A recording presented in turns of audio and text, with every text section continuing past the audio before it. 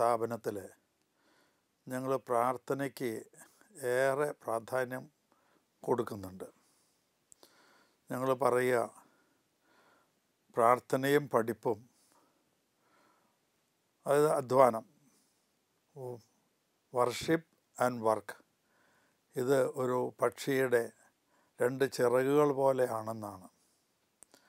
എത്ര അധ്വാനിക്കുന്നുവോ അത്രയും തന്നെ പ്രാർത്ഥനയ്ക്കും പ്രാധാന്യം കൊടുക്കണം എന്നാണ് കുട്ടികളെ ഞങ്ങൾ പഠിപ്പിക്കുക.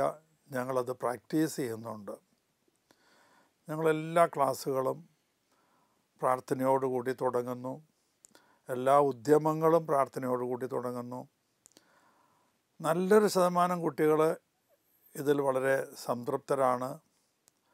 പക്ഷേ കുറച്ച് പേര് അതിന് മുഖം തിരിഞ്ഞു നിൽക്കുന്നവരുമുണ്ട്. അങ്ങനെയുള്ള ഒരുത്തൻ ഒരിക്കൽ എന്നോട് ഒരു ചോദ്യം ചോദിച്ചു, ഇത്രയധികമൊക്കെ പ്രാർത്ഥിക്കേണ്ട ആവശ്യമുണ്ടോ? പ്രാർത്ഥിക്കേണ്ടെന്നാണല്ലോ ബൈബിളിൽ പറഞ്ഞിരിക്കണേ. ഞാൻ ചോദിച്ചു, അങ്ങനെ ബൈബിളിൽ പറഞ്ഞിട്ടുണ്ടോ? അങ്ങനെയല്ല, ആ അർത്ഥം വരുന്ന ഒരു വാചകം ഉണ്ടല്ലോ. അപ്പോൾ ഞാൻ ചോദിച്ചു, എനിക്ക് ഏകദേശം ഊഹം കിട്ടി ഇന്നതാണ് എന്ന്. ഞാൻ അതിന് മുമ്പ് കേട്ടിട്ടുണ്ട്. ഞാൻ ചോദിച്ചു, ഏതാണ് ആ വാചകം? അപ്പോൾ അയാൾ കൃത്യമായിട്ട് ഒരുങ്ങിയാണ് വന്നിരിക്കുന്നത്. ഇപ്പോൾ ജെറേമിയായുടെ പുസ്തകം 29-ാം അധ്യായം 11-ാമത്തെ തിരുവചനത്തിൽ അങ്ങനെ പറഞ്ഞിട്ടുണ്ടല്ലോ. ഞാൻ പറഞ്ഞു, ആ പുസ്തകം എടുത്തുകൊണ്ട് വരൂ. ബൈബിൾ കൊണ്ടുവന്ന് അതെടുത്ത് വായിക്കാൻ പറഞ്ഞു. അപ്പോൾ അതിങ്ങനെ വായിച്ചു. കർത്താവ് അരുളി ചെയ്യുന്നു, എനിക്ക് നിങ്ങളെക്കുറിച്ചൊരു പദ്ധതി ഉണ്ട്. ആ പദ്ധതി നിങ്ങളുടെ നാശത്തിനുള്ളതല്ല, ക്ഷേമത്തിനുള്ളതാണ്. നിങ്ങൾക്ക് ശുഭമായ ഭാവിയും പ്രത്യാശയും നൽകുന്ന പദ്ധതി. കണ്ടില്ലേ മാഷേ, ഇനിയിപ്പോൾ ഇതിന് പ്രാർത്ഥിക്കേണ്ട ആവശ്യം, ദൈവത്തിൻ്റെ പദ്ധതി അനുസരിച്ച് കാര്യങ്ങളൊക്കെ അങ്ങോട്ട് നടന്നാൽ പോരെ, എന്തിനാ പ്രാർത്ഥിക്കേണ്ടേ ആവശ്യം? അപ്പോൾ ഞാൻ അദ്ദേഹത്തോട് പറഞ്ഞു, അതിൻ്റെ അടുത്ത വാചകം കൂടി ഒന്ന് വായിച്ചു നോക്കൂ. അദ്ദേഹം അത് വായിച്ചിട്ടേ ഇല്ല. ആരോ പറഞ്ഞു കേട്ടു, ഉടനെ തന്നെ അതുമ്പോൾ കയറി പിടിച്ചു എന്ന് മാത്രമേ ഉള്ളൂ. പലപ്പോഴും കുട്ടികൾ അങ്ങനെയാണ്. നെഗറ്റീവായിട്ടുള്ള കാര്യങ്ങളൊക്കെ എവിടെന്നെങ്കിലും കേട്ടാൽ അത് ചാടിപ്പിടിക്കും. ഈ കാന്തം ഇരുമ്പിനെ ചാടിപ്പിടിക്കുന്ന മാതിരിയാണ് പല കുട്ടികളും ഇത്തരത്തിലുള്ള നെഗറ്റീവായിട്ടുള്ള ആശയങ്ങൾ ആരെങ്കിലും പറയണത് കേട്ടാൽ ചാടിപ്പിടിക്കുന്നത്. അവർ വിചാരിക്കുന്ന അങ്ങനെ ഇത് പ്രൊജക്റ്റ് ചെയ്യുന്നത് കൊണ്ട് അവർ വലിയ ആളുകളാവുമെന്നൊക്കെയാണ്. എന്തായാലും അടുത്ത വാചകം വായിക്കാൻ ഞാൻ പറഞ്ഞു. ഇപ്പോൾ അടുത്ത വാചകം അദ്ദേഹം ഇങ്ങനെ വായിച്ചു. അപ്പോൾ നിങ്ങൾ എന്നോട് അപേക്ഷിക്കും, നിങ്ങൾ എൻ്റെ അടുക്കൽ വന്ന് പ്രാർത്ഥിക്കും, ഞാൻ നിങ്ങളുടെ പ്രാർത്ഥന കേൾക്കും. ഇതാണ് ആ തിരുവചനം. അപ്പോൾ ബൈബിളിൽ തന്നെയല്ലേ മോനെ, തൊട്ടടുത്ത വാചകമാണല്ലോ അത് പറഞ്ഞിരിക്കുന്നത്. അത് എന്തുകൊണ്ടാണ് നീ കാണാതിരുന്നേ? പിന്നെ ഒന്നും ചോദിച്ചില്ല. അപ്പോൾ മറ്റു കുട്ടികളുടെ മുൻപിൽ ഒരു ആളാവാൻ വേണ്ടിയാണ് ആ കുട്ടി എന്നോട്, അവൻ്റെ കൂടെ 3-4 കുട്ടികളും കൂടെ ഉണ്ടായിരുന്നു. ഞാനീ പറയുന്നത്, പലപ്പോഴും കുട്ടികൾ ഭാഗികമായ കാര്യങ്ങൾ മാത്രം അറിഞ്ഞ് അതിൻ്റെ പിന്നാലെ പോകുന്നു എന്നുള്ളതാണ്. ഒരു സമഗ്രമായ പഠനം നടക്കുന്നില്ല പലപ്പോഴും. സമഗ്രമായ പഠനം. യേശുവിനോട് ശിഷ്യന്മാരിങ്ങനെ അഭ്യർത്ഥിച്ചു, ഞങ്ങളെ പ്രാർത്ഥിക്കാൻ പഠിപ്പിക്കണം എന്ന്. അപ്പോൾ യേശു പഠിപ്പിച്ചു കൊടുത്തു, പ്രാർത്ഥിക്കാനായിട്ട് പഠിപ്പിച്ചു കൊടുത്തു. യേശുവിന് വേണമെങ്കിൽ അറിയാമല്ലോ ഈ വാചകം ബൈബിളിലുണ്ട്, അതുകൊണ്ട് ഇത് കോട്ട് ചെയ്താൽ മതി, നിങ്ങൾ മക്കളെ പ്രാർത്ഥിക്കൊന്നും വേണ്ട, ഇതവിടെ എല്ലാ കാര്യങ്ങളും എഴുതിയിട്ടുണ്ട്, എല്ലാ കാര്യങ്ങളും നന്നായി ചെയ്യാനാണ് ദൈവം ആഗ്രഹിക്കുന്നത്, അതുപോലെ അങ്ങ് നടന്നാൽ പോരെ എന്നൊക്കെ വേണമെങ്കിൽ യേശുവിന് പറയാമായിരുന്നു. യേശു അങ്ങനെ പറഞ്ഞില്ല. പകരം ഒരു പ്രാർത്ഥന പഠിപ്പിക്കുക തന്നെ ചെയ്തു. ആ പ്രാർത്ഥനയിൽ ഒരു പ്രാർത്ഥനയ്ക്ക് വേണ്ട എല്ലാ എസെൻഷ്യൽസും ഉണ്ട്. എല്ലാ എസെൻഷ്യൽസും. ഒരു പ്രാർത്ഥനയ്ക്ക് വേണ്ട കാര്യങ്ങൾ 3.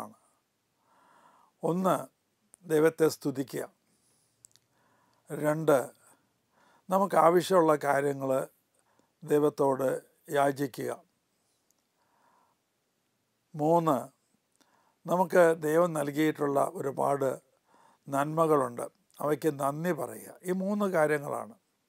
ഇപ്പോൾ സ്വർഗസ്ഥനായ ഞങ്ങളുടെ പിതാവേ എന്നുള്ള പ്രാർത്ഥന, അതിൽ ഇത് 3 ഉണ്ട് എന്ന് ഓർക്കുക. ഇംഗ്ലീഷിലാണ് നിങ്ങളത് വായിക്കുന്നതെങ്കിൽ നിങ്ങൾക്ക് ആദ്യത്തെ ഭാഗം സ്തുതിപ്പാണെന്ന് മനസ്സിലാവും. ഹലോഡ് ബി ദൈ നെയിം, എൻ്റെ നാമം പൂജിതമാകട്ടെ എന്ന് ആശംസിക്കുകയാണ് ചെയ്യുന്നത്.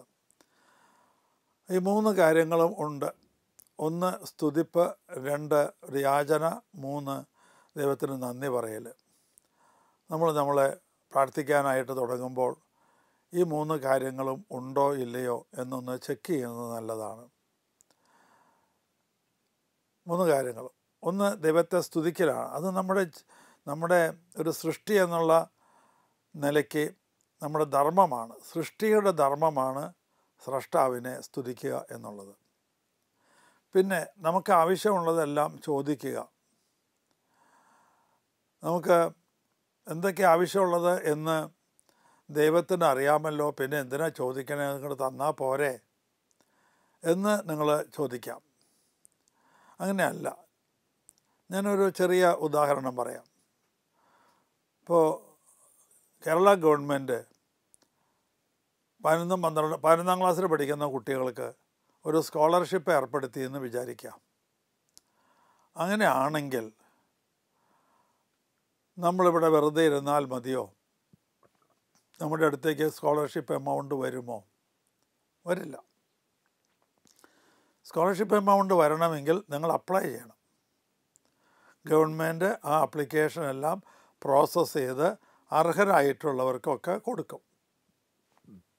ഈ അർഹത ഗവൺമെൻറ്റിന് അറിയാമല്ലോ. 10ാം ക്ലാസ്സിൻ്റെ റിസൾട്ട് അവരുടെ കയ്യിലുണ്ടല്ലോ.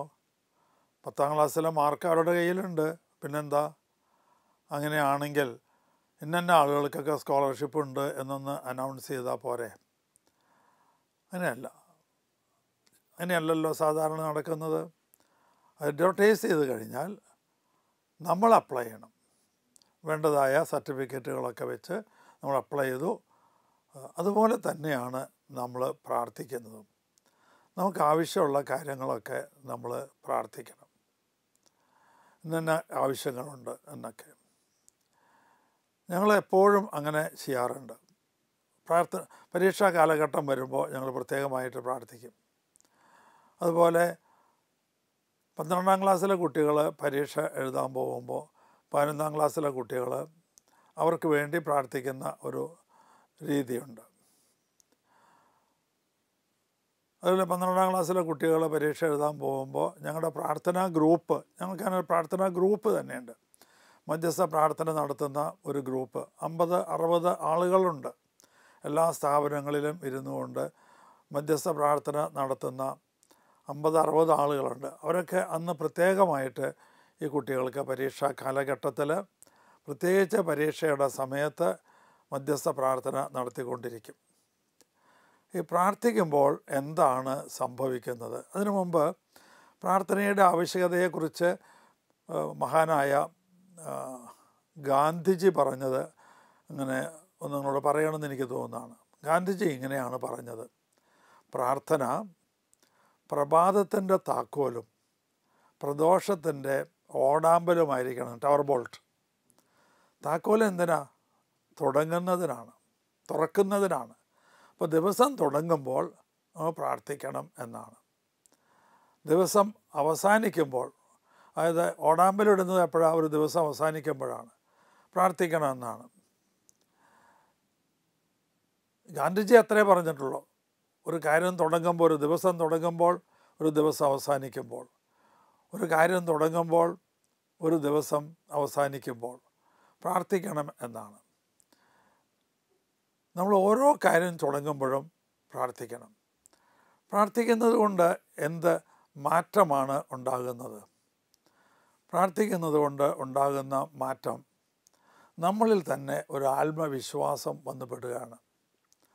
നമ്മൾ എന്തിനു വേണ്ടിയാണോ പ്രാർത്ഥിക്കുന്നത് അത് നമ്മുടെ തലയ്ക്കകത്തുകൂടെ പോകുന്നുണ്ടെങ്കിൽ, ആ ബ്രെയിനിൽ അത് റെക്കോർഡ് ചെയ്യുന്നുണ്ടെങ്കിൽ ബ്രെയിനിൽ നിന്ന് ആക്ഷൻ തുടങ്ങും. നമ്മൾ വേറെ എന്തെങ്കിലും ചിന്തിച്ചുകൊണ്ട് പ്രാർത്ഥിച്ചാൽ എന്തെങ്കിലും കാര്യമുണ്ടെന്ന് എനിക്ക് തോന്നണില്ല. എൻ്റെ വിശ്വാസമാണ് ഞാൻ നിങ്ങളോട് പറഞ്ഞത്. നമ്മൾ എന്നെ പ്രാർത്ഥിച്ചു പോയി, പക്ഷേ എന്താ പ്രാർത്ഥിച്ചേ, അതോ ഞാൻ പ്രാർത്ഥിച്ചോ എന്ന് പോലും ഓർമ്മയില്ലാതെ ഒരു അവസ്ഥയുണ്ട്. നമ്മൾ പങ്കെടുക്കുന്നില്ല. പലപ്പോഴും നമ്മൾ പ്രാർത്ഥനയിൽ കൂടുമ്പോൾ 100,000 കാര്യങ്ങളെപ്പറ്റി ചിന്തിച്ചു, അമേരിക്കയിൽ പോയി വന്നു, ഇംഗ്ലണ്ടിൽ പോയി വന്നു, അങ്ങനെയൊക്കെയുള്ള സന്ദർഭങ്ങളാണ്. കുർബാന കാണുമ്പോൾ പോലും നമ്മൾ പലയിടത്തും ചിന്തിച്ച്, അങ്ങനെയൊക്കെയുള്ള അവസരത്തിൽ അതുകൊണ്ട് ഇഫക്റ്റ് ഉണ്ടാവുന്നില്ലെന്നാണ് എൻ്റെ ഒരു അഭിപ്രായം. നമ്മൾ എന്ത് പ്രാർത്ഥിക്കുന്നുവോ എന്ത് ചിന്തിക്കുന്നുവോ അത് ബ്രെയിനിൽ റെക്കോർഡ് ചെയ്യും. ബ്രെയിനിൽ റെക്കോർഡ് ചെയ്യുമ്പോൾ അത് അവിടെ പ്രത്യേക പ്രവർത്തനങ്ങൾ തുടങ്ങുകയാണ്. നമ്മൾ പ്രാർത്ഥിക്കുന്ന കാര്യങ്ങൾ പ്രാവർത്തികമായി തീരാനായിട്ട് വേണ്ട ഒരുക്കങ്ങൾ നമ്മുടെ ശരീരത്തിൽ നടക്കും. അപ്പോൾ നമ്മളറിയാതെ നമുക്ക് വേണ്ടി ഒരാൾ മധ്യസ്ഥ പ്രാർത്ഥന നടത്തിയാൽ വല്ല കാര്യമുണ്ടോ? അതിനും എനിക്ക് ഉത്തരം പറയാനുള്ളത് ഉണ്ട് എന്ന് തന്നെയാണ്. കാരണം ഞാൻ പ്രാർത്ഥിക്കുമ്പോൾ അത് എനിക്ക് വേണ്ടിയായാലും മറ്റുള്ളവർക്ക് വേണ്ടിയായാലും, എനിക്ക് വേണ്ടിയാണെങ്കിൽ അത് പെട്ടെന്ന് ഡയറക്റ്റായിട്ട് എൻ്റെ ബ്രെയിനിൽ റെക്കോർഡ് ചെയ്യും. മറ്റുള്ളവർക്ക് വേണ്ടിയാണ് എങ്കിൽ അത് അദ്ദേഹത്തിൻ്റെ ബ്രെയിനിൽ റിസീവ് ചെയ്യും. അതെങ്ങനെയെന്നോ, അത് റിസീവ് ചെയ്യുന്നത് എങ്ങനെയാണ്? നമ്മൾ ചിന്തിക്കുമ്പോൾ പ്രാർത്ഥിക്കുമ്പോൾ വേവ്സ്, ഇലക്ട്രോ മാഗ്നറ്റിക് വേവ്സ് ഉണ്ടാവും. ചിന്തിക്കുമ്പോൾ തോട്ട് വേവ്സ് ഉണ്ടാവും. പ്രാർത്ഥിക്കുമ്പോൾ തോട്ട് വേവ്സ് ഉണ്ടാവും. ഉറക്കെ പ്രാർത്ഥിക്കുമ്പോൾ സൗണ്ട് വേവ്സ് ഉണ്ടാവുന്നത് പോലെ തന്നെയാണ് നമ്മൾ മനസ്സിൽ പ്രാർത്ഥിക്കുമ്പോൾ തോട്ട് വേവ്സ് ഉണ്ടാവും. തോട്ട് വേവ്സ് ഇലക്ട്രോ മാഗ്നറ്റിക് വേവ്സാണ്. ആ ഇലക്ട്രോ മാഗ്നറ്റിക് വേവ്സ് ആ വ്യക്തിയിൽ ചെന്ന് പതിക്കും. തൃശ്ശൂർ റേഡിയോ സ്റ്റേഷനിൽ നിന്നുള്ള റേഡിയോ വേവ്സ്, ടി വി സ്റ്റേഷനിൽ നിന്നുള്ള ഇലക്ട്രോ മാഗ്നറ്റിക് വേവ്സ് നമ്മുടെയൊക്കെ റിസീവറിൽ വന്ന് വീഴുന്നത് പോലെ നമ്മൾ പ്രാർത്ഥിക്കുമ്പോൾ ഉണ്ടാകുന്ന തോട്ട് വേവ്സ് ആർക്ക് വേണ്ടി നമ്മൾ പ്രാർത്ഥിക്കുന്നുവോ അവരിൽ ചെന്ന് പതിക്കും. അങ്ങനെ നമ്മളറിയാതെ തന്നെ നമ്മളിൽ ഒരു ഇൻപുട്ട് ഉണ്ടാവും. ഇൻപുട്ട് ഉണ്ടായാൽ അത് പിന്നെ ബലമുണ്ടാകുമോ? തീർച്ചയായിട്ടും ഉണ്ടാവും. ഞാനൊരു ഉദാഹരണം പറയാം. നമ്മൾ അറിയുന്നില്ല, നമ്മുടെ ദേഹത്തെ ഒരാൾ ചൂടുള്ളൊരു സാധനം കൊണ്ട് തൊട്ടു എന്ന് വിചാരിക്കുക. ഉടനെ നിങ്ങൾ അറിയുന്നില്ലേ? നിങ്ങൾ കണ്ടില്ല, പക്ഷെ നിങ്ങളത് അറിയുന്നുണ്ടല്ലോ. അപ്പോൾ ആ ഹീറ്റ് വേവ്സ് അല്ലെങ്കിൽ തൊട്ടടുത്ത് കൊണ്ടുവന്നാൽ മതി, തുടർന്നില്ല, തൊട്ടടുത്ത് കൊണ്ടുവന്നാൽ നിങ്ങളറിയത്. കാരണം ആ ചൂടുള്ള ബോഡിയിൽ നിന്ന് പുറപ്പെടുന്ന ഹീറ്റ് വേവ്സ് നിങ്ങളുടെ ദേഹത്ത് വന്ന് വീഴുന്നത് നിങ്ങൾ അറിയുന്നു. റിസപ്റ്റേഴ്സ് ഉണ്ട്, നമ്മുടെ ശരീരത്തിൽ റിസപ്റ്റേഴ്സ് ഉണ്ട്. അതുപോലെ ഈ നമ്മുടെ പ്രാർത്ഥനയുടെ വേവ്സൊക്കെ വന്ന് റിസീവ് ചെയ്യാൻ പറ്റിയ റിസപ്റ്റേഴ്സ് നമ്മുടെ ബ്രെയിനിലുണ്ട്. അത് റിസീവ് ചെയ്യും. അത് റിസീവ് ചെയ്ത് കഴിയുമ്പോൾ പിന്നെ അവിടെ നടക്കുന്നത് നമ്മൾ നേരിട്ട് പ്രാർത്ഥിക്കുമ്പോൾ ഉണ്ടാകുന്ന അതുപോലെ തന്നെയാണ്. അത്രയും ഇൻറ്റൻസിറ്റി ഉണ്ടാവില്ല എന്ന് മാത്രമേ ഉള്ളൂ. പക്ഷേ ആ പ്രാർത്ഥിക്കുമ്പോൾ നമ്മളുടെ ഉള്ളിലാണ് ആ ചേഞ്ചുകളൊക്കെ നടക്കുന്നത്. പ്രാർത്ഥിക്കുമ്പോൾ ഉടനെ തന്നെ അവിടെ ഇരുന്നു കൊണ്ട് നീ പ്രാർത്ഥിച്ചു അല്ലേ, എന്നായിരിക്കട്ടെ നിനക്ക് 2 എണ്ണം, വേറെ ആൾ പ്രാർത്ഥിച്ചു, നിനക്കിരിക്കട്ടെ 2 എണ്ണം, നീ 3 എണ്ണം, അങ്ങനെ തമ്പുരാൻ കൊടുക്കുന്നതായിട്ടല്ല എനിക്ക് തോന്നിയിട്ടുള്ളത്. തമ്പുരാൻ്റെ ജോലി അതല്ല അങ്ങനെ കൊടുക്കുന്നത്. ചോദിക്കുന്നവർക്കൊക്കെ ഈ ധർമ്മത്തിനിരിക്കുന്നവർ എന്തെങ്കിലും തരണേ അമ്മേ, എന്തെങ്കിലും തരണേ എന്നൊക്കെ വിളിച്ച് പറയുമ്പോൾ നമ്മൾ പോക്കറ്റിൽ നിന്ന് എന്തെങ്കിലും എടുത്തിട്ട് കൊടുക്കുന്നത് പോലെ അല്ല പ്രാർത്ഥന കൊണ്ടുണ്ടാകുന്നത്. അത് പ്രാർത്ഥന കൊണ്ട് നമ്മളിൽ മാറ്റം വരികയാണ് ചെയ്യുന്നത്. പോസിറ്റീവായിട്ട് മാറ്റം വരികയാണ്. പല കാര്യങ്ങളും നടന്നു കിട്ടുന്നു. ലോർഡ് ടെന്നിസൺ പറഞ്ഞിട്ടുണ്ട്, more things are wrought by prayer than this world dreams of. Dream ചെയ്യുന്നതും നടക്കും. നമ്മൾ ഡ്രീം ചെയ്യുക എന്ന് പറയുമ്പോൾ അവിടെയും നമ്മുടെ ബ്രെയിനിൽ വർക്ക് നടക്കുന്നുണ്ട്. ആ ബ്രെയിനിൽ വർക്ക് നടക്കുന്നത് അങ്ങനെ നിങ്ങൾ സ്വപ്നം കാണുന്നതാണ് നിങ്ങൾക്ക് ലഭ്യമായി വരിക. Thoughts are things. തോട്ട് വേവ്സാണ്, അത് തിങ്സായി മാറും. റോണ്ട ബ്രയൻ എന്ന് പറയുന്ന ഒരു വിഖ്യാതയായ ഓതറുണ്ട്. വിഖ്യാതയായ ഓതറുണ്ട്. അവരുടെ പുസ്തകത്തിൻ്റെ പേര് ദ സീക്രട്ട്. 3 പുസ്തകങ്ങളുണ്ട്. ദ സീക്രട്ട്, ദി മാജിക്, ഒരെണ്ണം കൂടിയുണ്ട്, ഓർമ്മ വരുന്നില്ല. ദി സീക്രട്ട് എന്ന് പറയുന്ന പുസ്തകത്തിൽ കൃത്യമായി എഴുതിയിട്ടുണ്ട്, തോട്ട്സ് ആർ തിങ്സ്. ചിന്തകൾ തിങ്സായി മാറുന്നു. ദൈവത്തിൻ്റെ ചിന്തകളാണ് ഈ സൃഷ്ടലോകമായി മാറിയത്. അത് വളരെ കൃത്യമായിട്ട് റോണ്ട ബ്രയൻ അങ്ങനെ പറയുന്നുണ്ട്. ദൈവത്തിൻ്റെ ചിന്തകൾ അതാണ്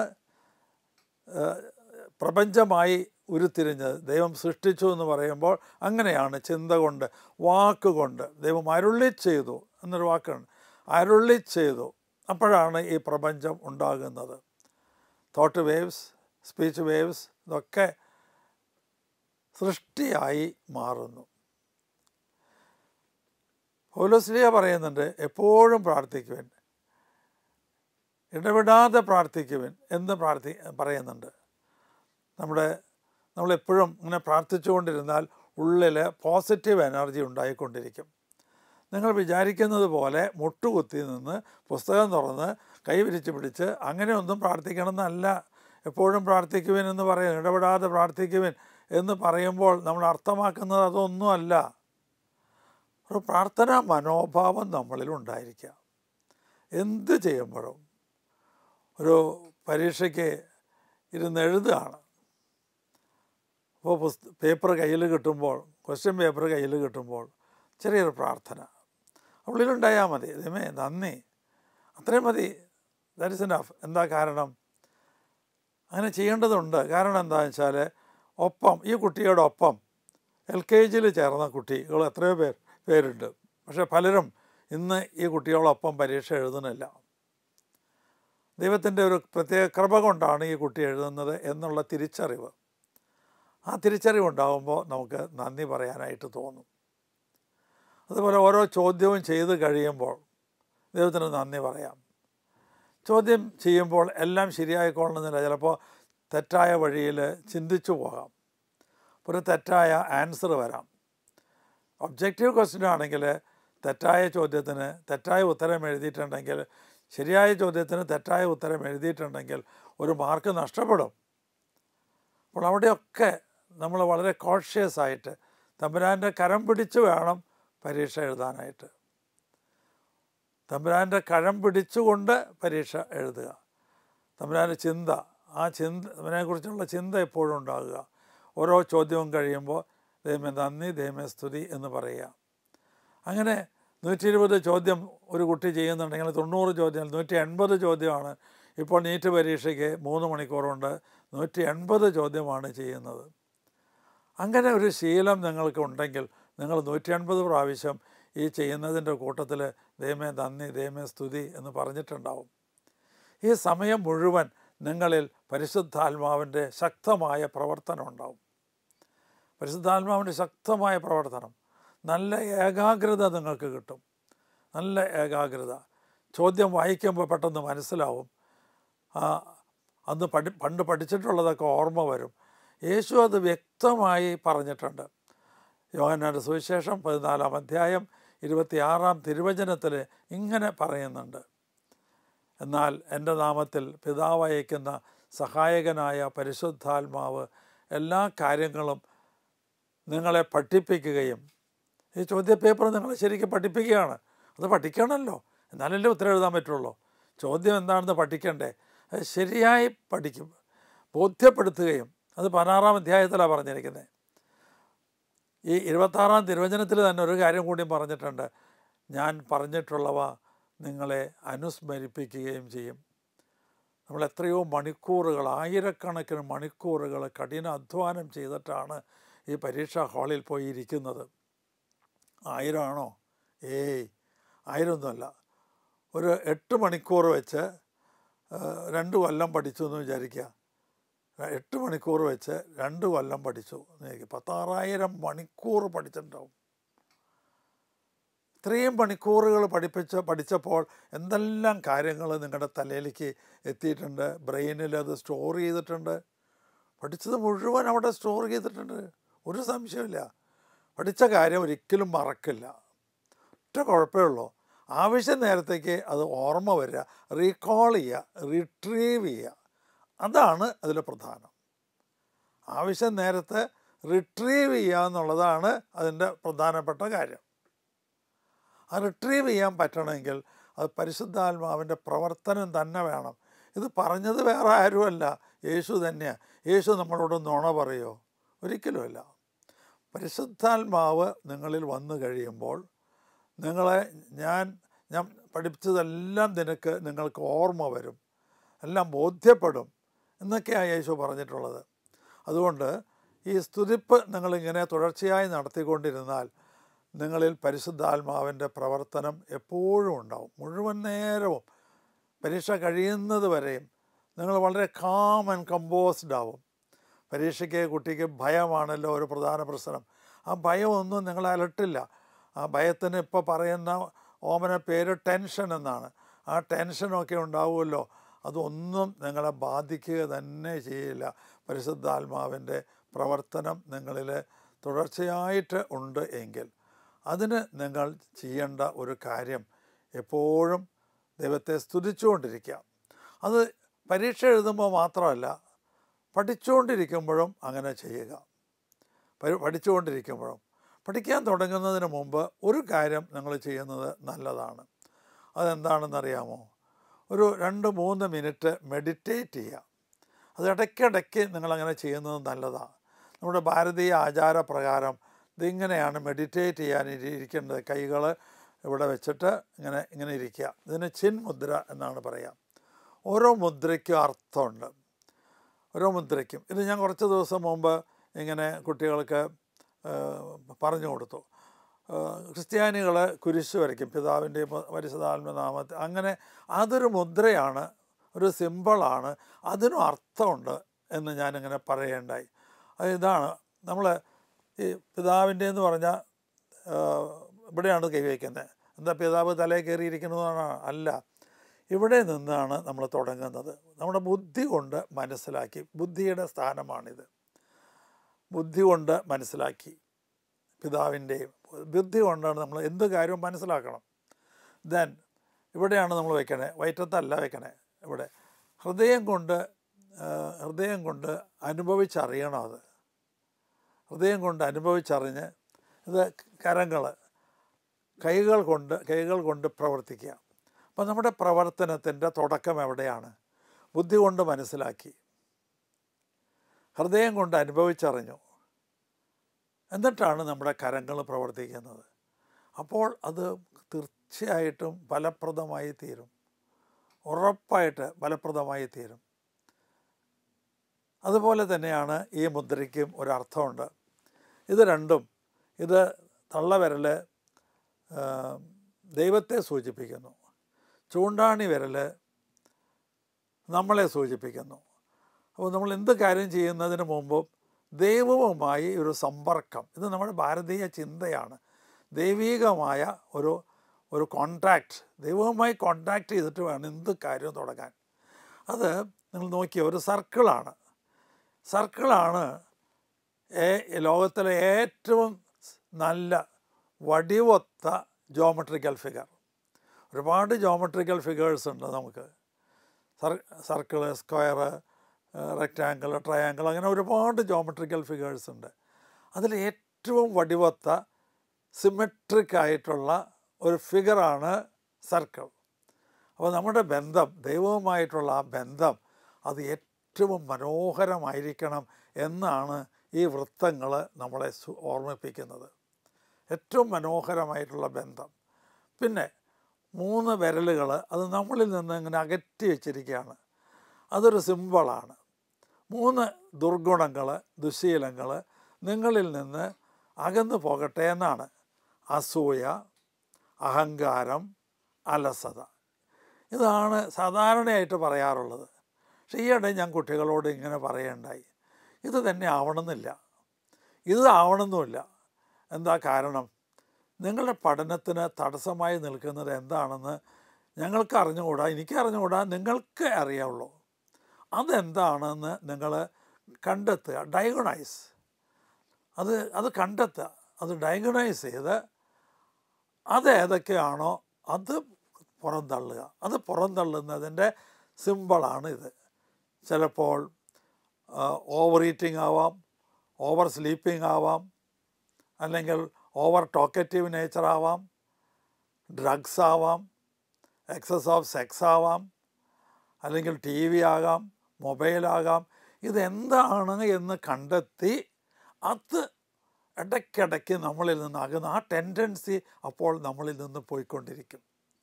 അങ്ങനെ നല്ല പ്രാർത്ഥന അരൂപിയുള്ളവരായി നന്നായി പഠിച്ച് നല്ല ഫലം പുറപ്പെടുവിക്കുന്നവരായി തീരാൻ നമുക്ക് കഴിയട്ടെ എന്ന് പ്രാർത്ഥിച്ചുകൊണ്ട് ഈ എപ്പിസോഡ് ഇവിടെ നിർത്തുന്നു.